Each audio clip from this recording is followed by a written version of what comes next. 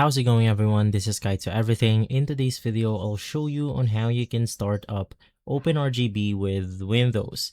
The first thing that you want to do is to head over to the installation path of your OpenRGB.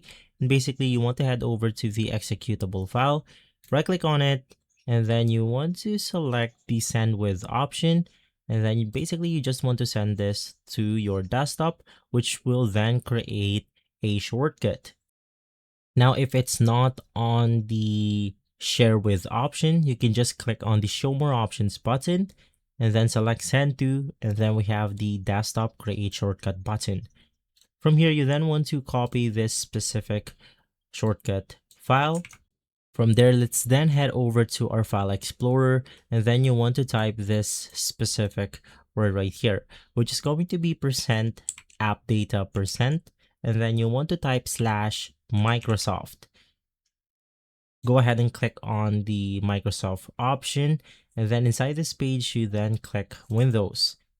Navigate through Start menu, click on Programs, and then you want to insert OpenRGB.exe shortcut onto this specific path right here. Right-click on it, click Show More Options, and then navigate through Properties. Basically, this is where we can then add some parameters or some additional command onto our OpenRGB. It's really necessary to press on the space bar, which will then create a space, enabling us to enter some additional commands. You then want to type this specific character right here, and then you want to add something like start minimized. Add on space if you want to add more commands. If you're using something like a profile, you can also do that right here, which is to type profile space, and maybe you have some primary profile, so you can just type that right here.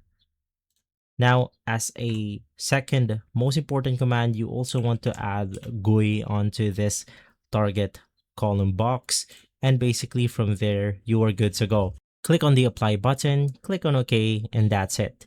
If this video has been helpful, leave a like, subscribe, and follow Guide to Everything for more videos like this. Thanks for watching.